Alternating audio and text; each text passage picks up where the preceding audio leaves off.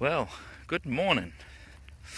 Another beautiful day. A little warmer today than it was yesterday. Yesterday was freezing.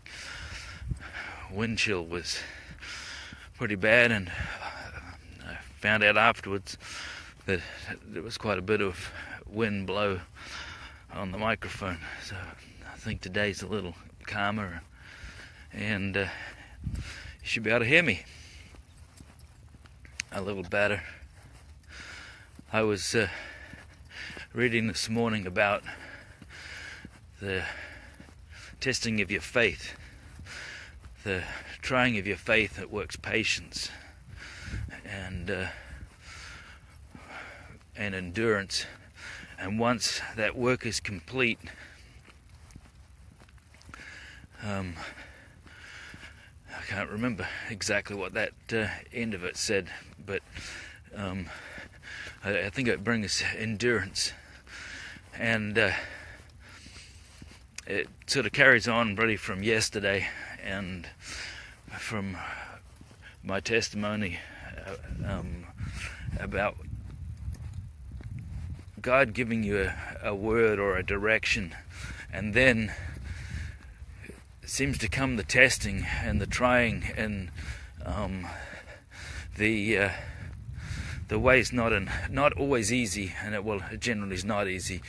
As I said, I had that word from God that I was going to marry an American girl, and I was in America and had no clue really what the whole word meant, or I didn't have any more interpretation of it. I didn't have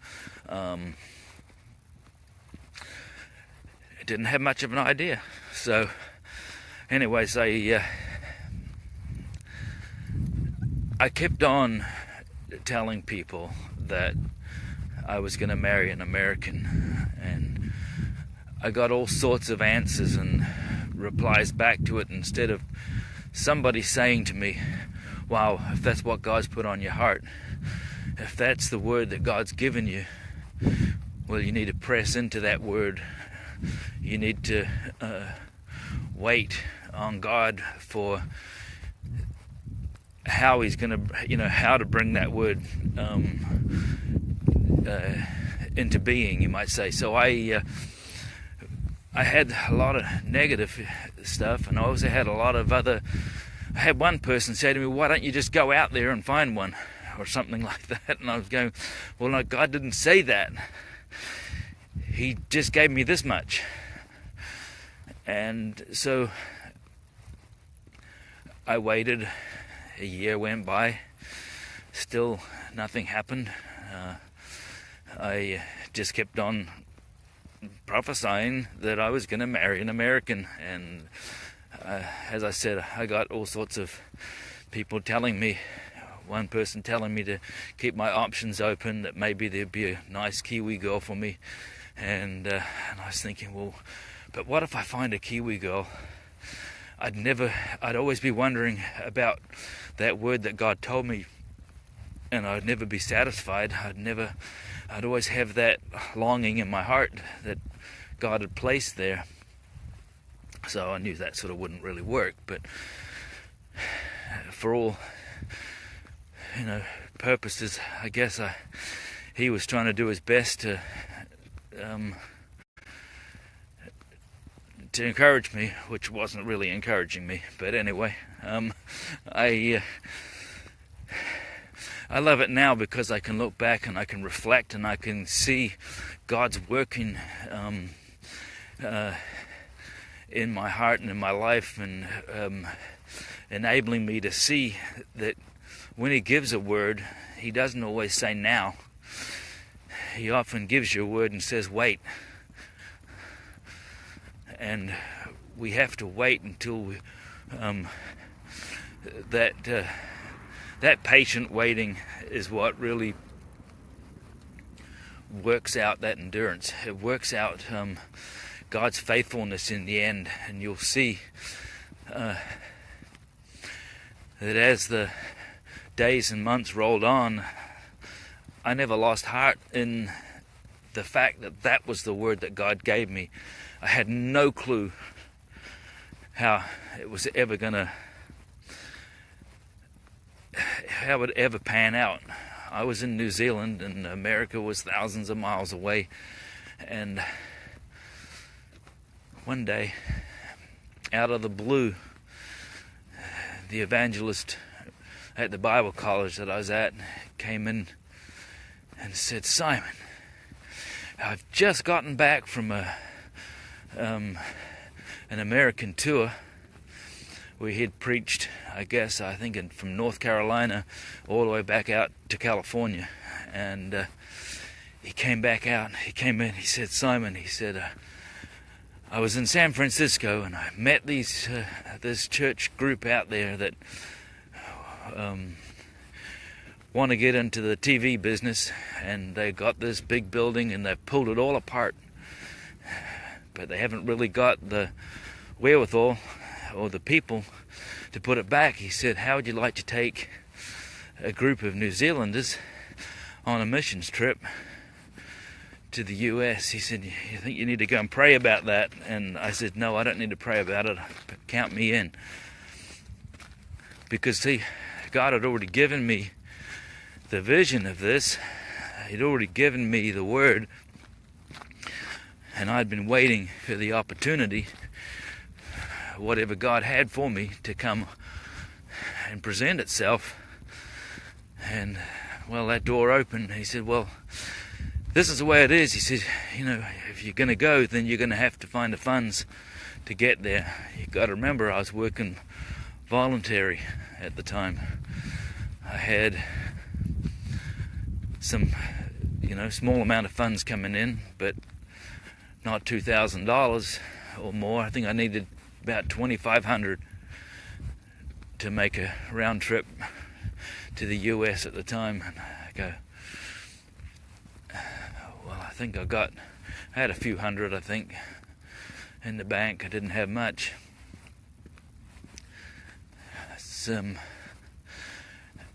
I think at that time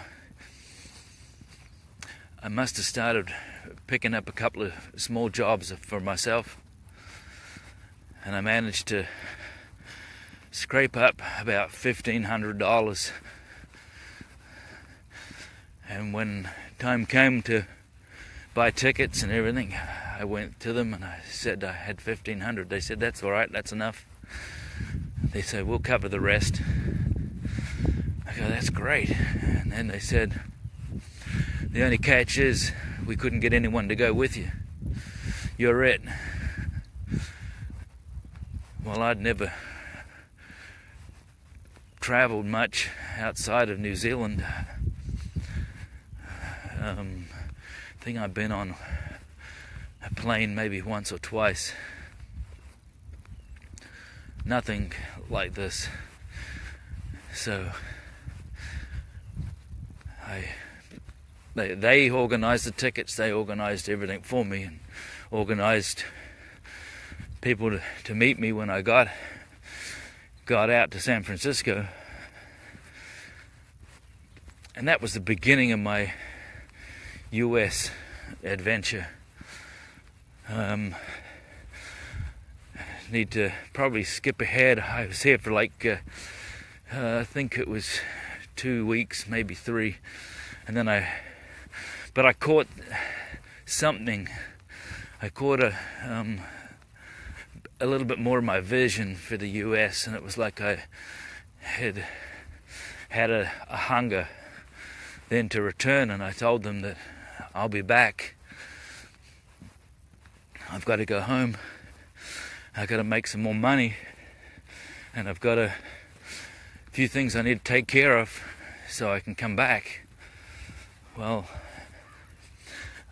I did that, and we're trying to think. That the first trip was 2 years, roughly, from when God gave me the vision to come, and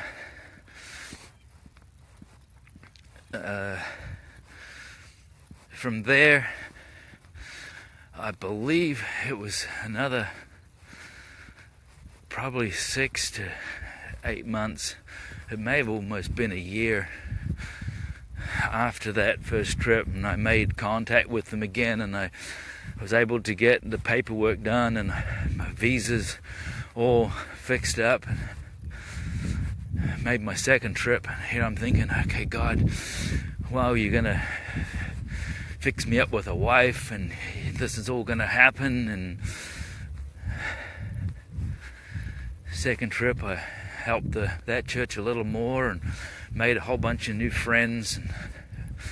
And then my dad called me up and he said, "Hey son, I just want to let you know that I got 3 months to live." And I go, "Oh no, I'm not going back to New Zealand. No way. I'm here on a mission for myself." But I went off and I prayed.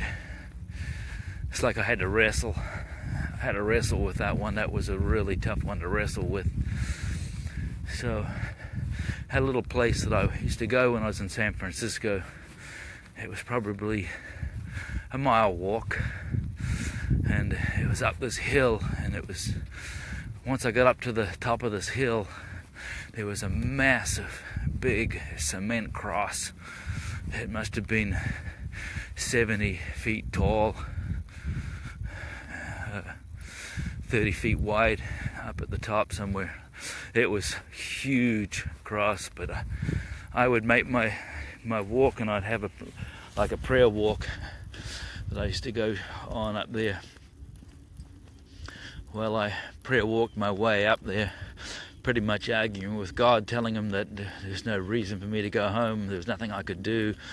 I had all these great statements, and by the time I finished praying up to the cross and then praying down from the cross, I hadn't left the cross much. By the time God had pretty much nailed me down, I said, "Okay, God, I'll go." So I think if I remember right, I walked straight from there to the travel agency and had an open-ended ticket, so I just had to put the dates in. I made it back by January 15th, and there pretty much ends the next phase, you might say, or the next stage, the next era, the next trying of my faith, because I still hadn't met anybody. There seemed to be like not much hope, and I'd made a couple of connections, but there was not much hope there either. So got back home, and Dad passed away, and we sewed up all those loose ends, and then I had to start making some more money, because it's not cheap flying to the US all the time and back. It's, as I said, about $2,500 a pop. Well, I was blessed with work when I got back home and made enough money to get myself a new ticket. But then I had trouble getting a visa to get back, because I wanted to get this religious visa that I had last time, but the church that I'd worked for had sort of thrown a little bit of a roadblock in my way. They were a little religious in some of their thinking, and they wanted me to sort of toe the line. And I had learnt that I had one shepherd, and that's Jesus. He said he was the true shepherd. And if things didn't line up with the way God had been teaching me, well then I needed to make some changes, and I needed to figure this one out. So I went back to God and I prayed, and then God pretty much said to me, Simon, this time you're not going for a church. You're not going for any of those reasons. You're going for yourself this time. You need to go out there for yourself. And I'm just like, what? So I then applied for a visa for myself. Well, the visa came back with a 5-year multiple entry visa. It was better than a religious visa. It was better than all the other things I'd ever had. It meant I could come in and out of the US for up to 5 years and stay 6 months at a time. So I then called up one of the people that I had met at the church, who I think I must have stayed with before. I think I had stayed with them before. And I said, hey Rick, how can we do this? Can I come and help and work for you for free? Because I was on a visitor's visa, so that meant I couldn't work. I couldn't make any money. But I needed a place to stay and I needed food. So I said, I'll work for a place to stay and some food. How does that work for you? And I explained to him that I wasn't coming out to work for the church. I was coming out for myself. He said, we'd love to have you. Well, I then made the arrangements, got the tickets, and flew out. A lot of things happened, and he kept me gainfully employed for free. For food and board. And still, all my leads, you might say, so-called, I thought that I had some leads for some women's. That was a no-go. It didn't happen. And then I heard that all these single folks were going to be hanging out at a Christian cafe, and they're having this Christian concert going on. And I said to my buddy, let's go there and let's hang out and see what God's got. I said, how about I'll go with you, because you're looking for a wife. And well, my buddy Rick and his family were moving to Florida, and I decided that there didn't seem to be anybody where I was at, so I might as well just go with them. And they had given me their parents had already moved out to Florida, and they had this extra car that they needed to be driven out to Florida, and I said, I'll drive it out for you. So I had that car, but it had no registration tags, and they hadn't paid that on it, so they were going to do that when I decided to drive it out.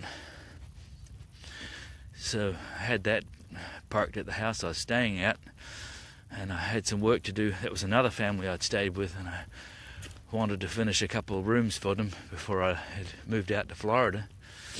And so my buddy and I, we jumped in the car, his car, and went to this other little town. It was about an hour's drive away from where I was at, to this Christian concert. And I walked in the door and I seen this girl sitting up near the front, and there was a spare seat or two next to her. And I said to him, see that girl down there? I'd only saw her from the back. I didn't see how beautiful she looked or anything. I said, see that blonde hair? I'm going to go and sit next to her. I sat next to her, and she didn't even look at me. She didn't give me not even a glance. was thinking, man. Anyway, concert went on, and she interacted with a little child there, and I thought, oh, maybe she's married, or maybe she's... Anyway, I couldn't quite figure it out, but you got to remember I wasn't really there for me anyways, because I was already had my mind made up that I was moving on. Well, we got to the last song. We all stood up. We started to sing along to whatever they were playing. We all started clapping. Away we went clapping, and when she was clapping, and she swung her hand out and whacked me one, and like she, oh, I'm sorry. And I said, no worries. And then she heard my accent. Ha ha ha. Anyway, there was the connection. Well, after that we spoke for a while, and she told me that I needed to come to the special Christmas spectacular at her church. And I said, she explained where it was, and she said it's really huge, and there's a lot of people coming, and it's a great show. And I said, wow, I'd really love to come, but I'd have no idea how I can get there. I said, my buddy's doing prison ministry tomorrow, and he's going to be playing drums or whatever he was doing, and there was no way that I was going to be able to make it there that I could see. Now, I'd already told my buddy Rick and his parents that I needed those tags for the car, because I was pretty much ready to drive it out there. And I must have told them 2 or 3, maybe a week, not even sure of the timing, but I had told them that I need it because I'm ready to drive out. I'd finished the room, or the rooms that I'd promised to do for these folks. And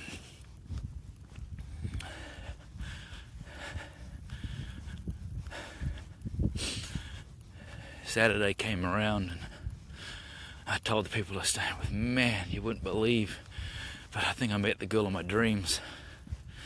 And they go, oh yeah, that's great. It's like, but I got to get an hour away, and I got no way of getting there. Lunchtime Saturday, the mail arrived. In the mail was those tags that I needed. I couldn't believe it. I was so excited. Got dressed up, jumped in that car, took it down to the gas station, filled it up with gas, and I gassed it all the way there. Well, I pull up into this parking lot of this church. There was no room in the parking lot. I had to actually go to the overflow parking lot, park the car. Still hadn't hit me yet about how many people were there, and I hardly knew what this girl's name was. I only met her for 5 minutes or so the night before. I think I know what her name is. But anyway, I walked into the church, and there was just a sea of faces, a sea of people everywhere. And it's like, God, I can't understand. This is ridiculous. There's not a show. It's like finding a needle in a haystack. There's no way. Well, I've been driving for an hour, so I had to go to the restroom. Here I am praying to God while I'm in the restroom, going, God, if you want me to meet this girl, there's like no way that naturally this can happen. It has to be you, because it just can't happen. Finished that prayer and finished up in the bathroom and walked out. And I walked to the door of the upper balcony. Walk in that balcony, and I sort of look out over all the people that were sitting there. And, you know, when you get into a crowd and you're looking for somebody in particular, but all you see is people. And it was like that. There was not a show, no way could I couldn't even see anybody, like individually. I could just see a sea. So I then started walking one way, and a young gentleman came up to me and he goes, "Hey," he said, "you were at that coffee house, weren't you?" And I said, "Yes, I was." He said, "Oh, hey," he said, "my name's Dave." And I go, "Hi, Dave, my name's Simon." And he goes, "Hey, the girl that you're looking for, she's sitting right here. She had spotted me when I came in." And that's the rest of it's history. It was unbelievable. But the journey doesn't end there. But that was the beginning of that first fulfillment of that word that had been that God had spoken to me at least 3 years or more before. So I just want to encourage you today that if you might have a vision, you might have a calling, you might know what God wants you to do, and it may not be happening for you yet. Have patience. Have patience, because God will perfect it. You'll be perfect, and you'll be lacking nothing. In that same scripture, it says that if you lack wisdom, ask, and He'll give it, and He'll give it in abundance. You won't have to doubt anything. You won't have to be without knowledge.